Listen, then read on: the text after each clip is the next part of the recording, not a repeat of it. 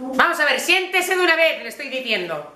Y usted, señorito Vilas, ¿qué trabajo le he mandado yo a hacer?